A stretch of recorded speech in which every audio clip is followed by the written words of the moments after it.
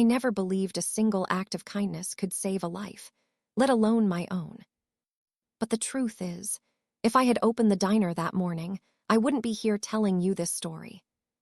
A bomb was waiting for me under that door, wired to explode the moment the key turned. And the only reason I survived was because a homeless man I'd been secretly feeding for months risked everything to save me. He knew.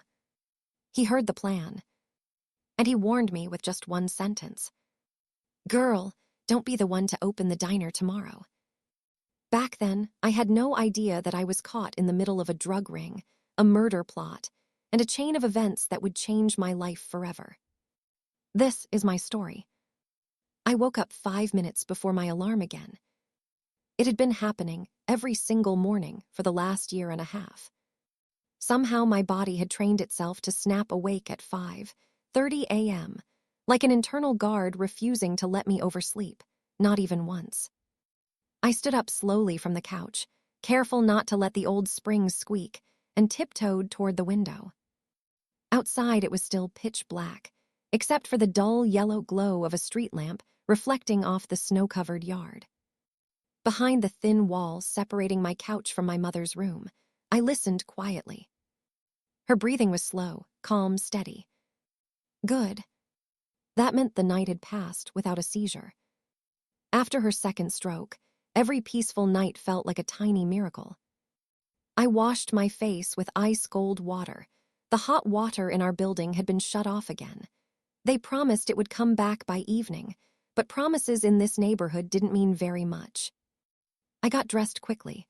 Black jeans, a white blouse, my worn-out sneakers. I caught my reflection in the hallway mirror. Pale face, dark circles, messy ponytail. I was only 26, but I swear I looked 35. I grimaced, no time to care. In the kitchen, I cooked the last oatmeal we had, left it in a bowl next to a note. I always wrote even though my mother couldn't always read it clearly. "Mama, heat this in the microwave. The pills are in the blue box. Take 2 after you eat. I'll be home at 3 p.m. Love you, Maya." She couldn't always make out the words. Sometimes they blurred for her, but I wrote them anyway, every day. Then I wrapped a scarf around my neck, pulled on my old coat, and stepped outside into the Cleveland winter. It hit me like a wall, sharp, bitter, unwelcoming. The elevator had been broken for months, so I walked down 4 flights of stairs and started the 20-minute walk to the only job I had, the Rusty Spoon Diner. Most mornings were the same. Cold streets, dark skis, almost no cars. Just me and the sound of snow crunching under my feet. I opened the diner at 6 a.m. every day. It smelled like yesterday's gravy and burnt cinnamon rolls, but it was warm, and that was enough. I turned on the lights, tied my apron, and began the same morning routine I'd done hundreds of times. Coffee machine, tables, chairs, register, fridge. Just another day. At least, that's what I thought. Because at 5:24 a.m., as I was wiping table number 3, someone tapped on the window and nearly made me jump out of my skin. Silas Thorne. Tall, hunched, wrapped in a tattered army jacket. A homeless man who lived in the alley behind the diner. For 4 months, I had been feeding him behind my boss's back, scraps, leftovers, anything I could hide without getting caught. He always thanked me politely, always called me girl in that old-fashioned voice of his. But that morning, something in his eyes was different. There was no warmth, no small smile, no gentle nod. Only fear. I didn't know it then. But that fear was for me. Silas was waiting at the back door when I finally slipped it open. He was shivering from the cold, rubbing his hands together, but something about him felt tense. Different. Like he wasn't here just for food. I rushed to the kitchen, packed a container with leftover beef stew, a few slices of bread, and 2 old muffins that would have gone into the trash anyway. My boss hated when I gave food away, but I never cared, especially not when it came to Silas. When I handed him the container, he didn't open it like he usually did. He just looked at me, Directly. Deeply. Almost urgently. "Girl," he said quietly, "I need to talk to you." For the first time since I'd known him, his voice wasn't gentle, it was sharp. Focused. I felt my stomach tighten. "What is it?" I asked. Silas glanced around the alley, checking every shadow, every corner, like he expected someone to be watching. Then he stepped closer. And what he said next sent a cold shiver crawling down my spine. "Tomorrow, don't be the first one to open the diner." I blinked. "What, why?" He shook his head. "Not now. I'll explain the day after tomorrow. You just show up late. Don't touch that door before someone else does, promise me." I stared at him. This wasn't a joke. There was fear in his eyes, real fear. But also something else, determination, like he was protecting me. "Mr. Thorne," I whispered, "you're scaring me. What's going on?" Silas took a step closer. His breath fogged in the icy air. He lowered his voice, so much I could barely hear him. "Do you trust me?" I didn't know why. I didn't know how. But my heart whispered yes. I nodded slowly. "I trust you." "Then do exactly as I say. Don't you dare touch that front door tomorrow."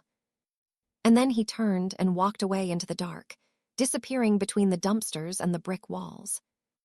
I stood there, clutching the empty air where he'd just been, confused, but also terrified. Why would he say that? What did he know?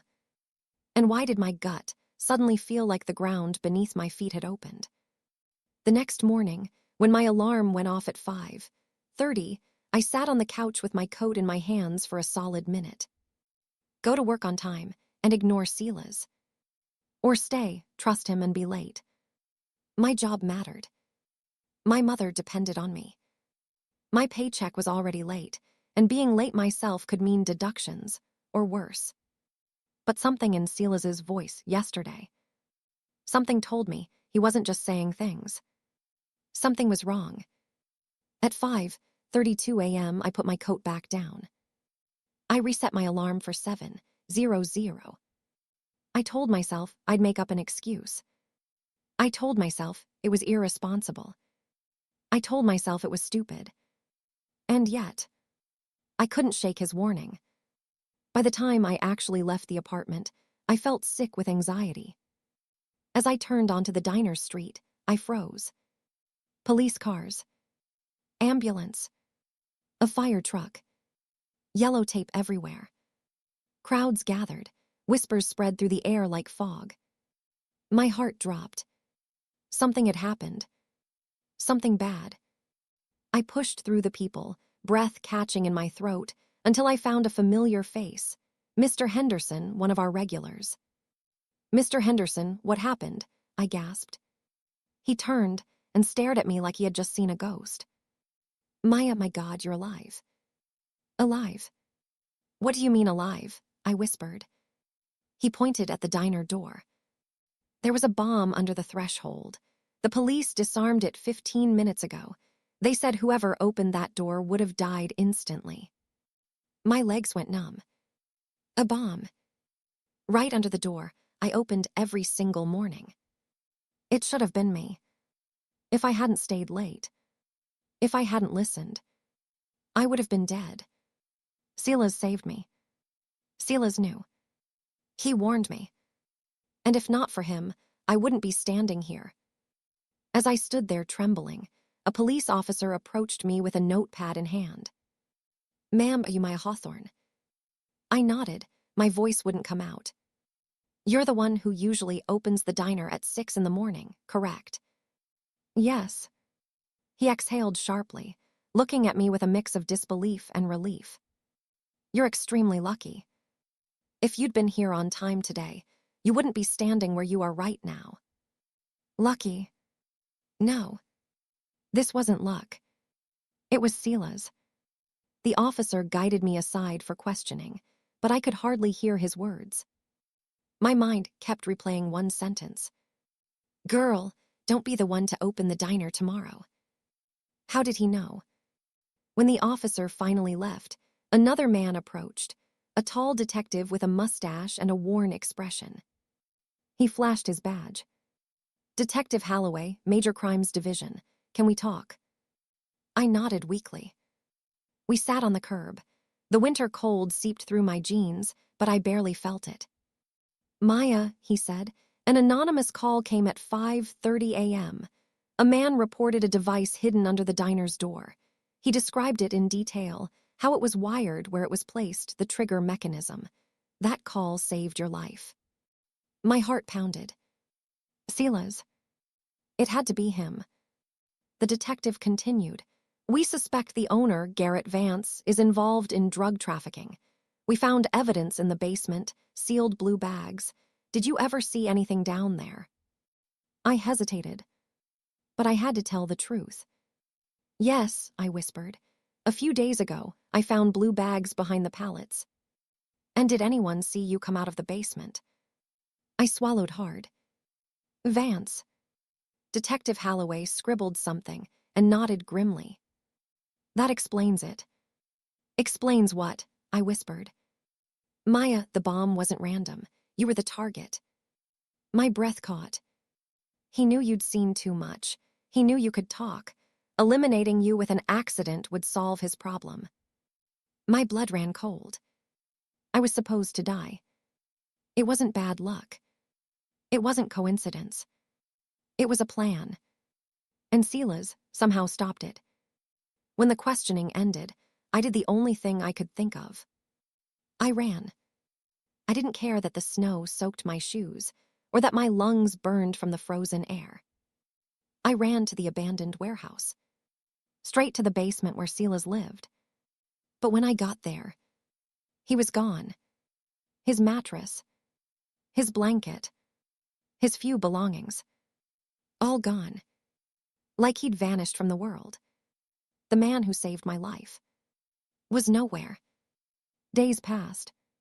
Statements, paperwork, investigations. Vance was arrested. His partners were hunted down one by one. A whole drug ring collapsed. Everyone called it a miracle. I knew the truth. The miracle had a name. Silas Thorne. But I couldn't find him. Every evening after work, I went back to the alley, hopping. And every evening, the alley was empty. Until one day. 2 weeks later. I was walking past a bus stop near my apartment. And there he was. Sitting alone. Quiet. Still wearing that ragged jacket. Like a ghost who had stepped back into the world. I didn't even think. I ran. "Mr. Thorne." He looked up. Surprise flashed across his face, followed by that warm, gentle smile I'd missed so much. "Girl," he said softly, "you're all right." I threw my arms around him. "I looked everywhere for you. You saved my life." He patted my back awkwardly but warmly. "I only did what anyone would have done." "No," I whispered. "You did what no one else would have." I pulled back, wiping my eyes. "Please tell me the truth. How did you know? Who are you really?" Silas sighed and sat back down. "Sit," he said. "It's a long story." So I sat next to him on that cold metal bench. And he told me everything. "I served 8 years as a combat engineer," he said quietly. "Mines, IEDs, demolition. You learn to recognize danger long before you see it." I stared at him, stunned. "I heard those men," he continued, "in the diner at night. Heard them talking about the device they were planting. I knew exactly what it was, and I knew exactly what it would do." He paused. "And when I heard them say you open the diner every morning." He looked down at his hands, rough and scarred. "I couldn't let that happen." I covered his hand with mine. "You saved me." He shook his head. "No, you saved me first, 4 months ago, when you brought me food, when you talked to me, when you treated me like a human being." His voice cracked slightly. "I owed you more than you'll ever know." I didn't let go of his hand. "Let me help you now, Silas, please." And in that moment, I knew. I wasn't just saved. My whole life had changed. Because kindness had come full circle. When I convinced Silas to come with me to the police station, he was terrified. Not of the officers. Not of accusations. He was terrified of being seen, of being judged for what he had become. But I wasn't going to let him disappear again. Detective Holloway listened to Silas's full testimony, took his statements, verified his military record, and looked at him with something I hadn't seen many people give him. Respect. You saved this girl's life, the detective said, and because of you, we stopped a trafficking ring. For the first time since I'd met him, Silas looked proud. Just for a moment. A week later, I got the call. Silas would receive a reward, almost $120,000, plus treatment, housing, and full veteran support. When I told him, he covered his face with both hands. Maya, I don't deserve all this. Yes, you do, I told him. You deserve a second life. And he got one. Just like I did. Around the same time, my own compensation came through, $85,000. I paid for my mother's medicine, hired a nurse, and finally dared to think about something I'd never thought possible. Opening my own cafe. I found a tiny storefront. Old. Empty. Dusty. But it felt right. I spent every dollar carefully, painting the walls, buying equipment, scrubbing floors. Silas helped every day after his rehab sessions, fixing shelves, repairing outlets, assembling tables. I called the place the Kind Heart Cafe, because that's what saved me. The first day we opened, the whole neighborhood showed up. People smiled. They hugged me. They told me they were proud of me. My mother sat at the counter, greeting customers with her soft, slurred voice. And everyone treated her with patience and kindness. A few months later, a produce supplier named Elias started visiting. At first just for business, then for conversation, then for coffee at closing time, then for walks after dark. He understood me. He listened. He cared. One evening, he walked into the cafe holding a bouquet of simple wild daisies. For you, he said, for being someone who still believes in kindness. I think that was the moment I knew. 6 months later, he proposed, right there at the table where we had shared so many quiet moments. I cried. I said yes. We had a small wedding inside the cafe, the tables pushed together and covered in flowers. My mother smiled so big that day. And Silas. He arrived in a clean suit, healthier than I'd ever seen him. He looked like a different man. He stood up during dinner and raised his glass. I want to say something, he said. His voice was steady. Clear. I lived many lives, some good, some bad. I lost everything once, my home, my family, myself. But then a girl who had nothing to spare gave me her kindness. And that kindness saved her life and mine. We saved each other. And I want you all to know kindness always comes back. Always. There wasn't a dry eye in the room. Including mine. A year later, we opened our second cafe. Then a third. My mother's condition improved. She could speak more clearly, smile more easily, and she lived with us in a warm apartment filled with laughter instead of fear. And Silas. He became our family. He worked as our security consultant, visited every week, and shared meals with us. So when Elias and I had our daughter, we knew exactly what to name her. Hope. And we knew exactly who her godfather would be. When Silas held her for the first time, he cried. Maya, why me? Because you saved us, I said softly. And because this family exists because of you. He kissed Hope's forehead with trembling hands. I never thought someone like me would ever hold something so pure again. You're not who you were, Silas, I whispered. You're who you are now.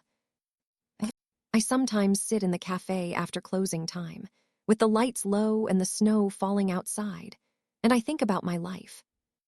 About how close I came to dying. About how one man's courage rewrote my destiny.